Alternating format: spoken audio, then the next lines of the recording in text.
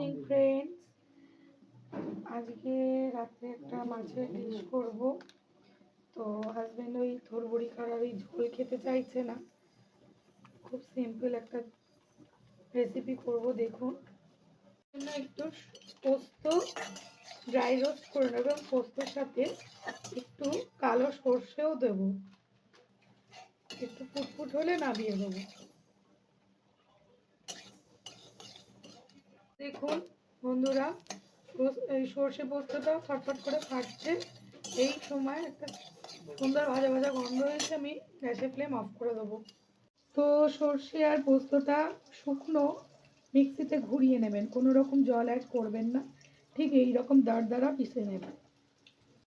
মাছটা বেশি কড়া করে ভাজা যাবে না, এপিট ওপিট মোটামুটি একটা ভাজা করতে হবে।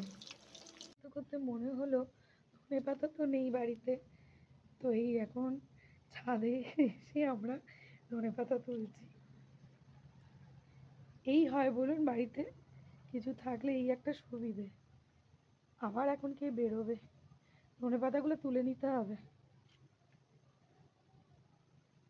কড়াইয়ে সামান্য তেল দিয়ে তাতে 1/2 চামচ মতো কালো জিরে, কালো জিরেটা একটু হলে, গন্ধ বেরোলে 2টো কাঁচা লঙ্কা চেরা অ্যাড করে দেবো।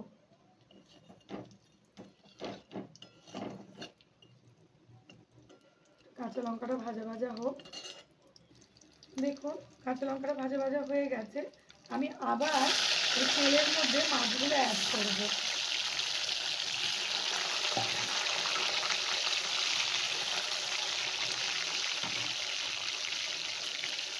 এখানে আমি হলুদ আর হলুদ আর নুন জলে গুলে রেখেছি, এটাও দিয়ে দেব।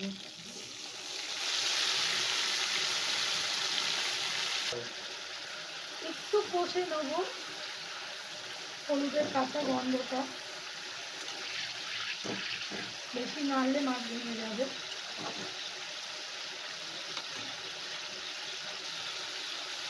দেখুন কষা হয়ে গেছে, তেলটা ছেড়ে দিয়েছি।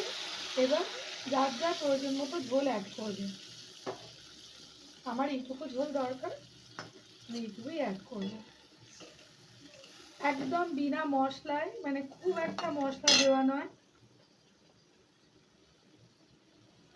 শুধুমাত্র সর্ষে আর পোস্ত দিয়ে আর কাঁচা লঙ্কা নুন হলুদ দিয়ে যে এত সুন্দর একটা মাছের রেসিপি হতে পারে। আর নামানোর সময় অবশ্যই ধনেপাতা দেবো। সঙ্গে থাকুন, দেখুন কিভাবে করি। আমি মিক্সি থেকে মশলাটা দিয়ে দেবো প্রয়োজন মতো।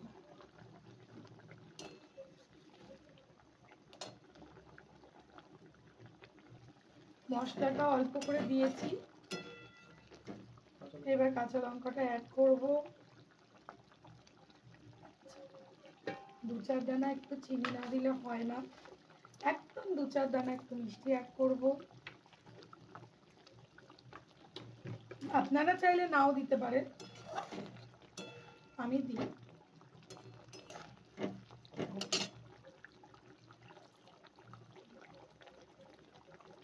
ফুটে উঠেছে, এবার ধনে পাতাটা দিয়ে দিই, বেশি করে দেবে, ভালো।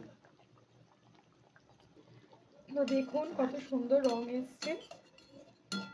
আমার রান্নাটা কমপ্লিট।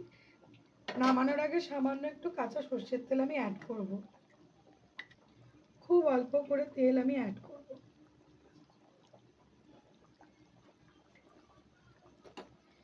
গরম ভাতের সাথে এটা খেয়ে অবশ্যই আমাকে জানাবেন রেসিপিটা ট্রাই করে যে কেমন লাগলো।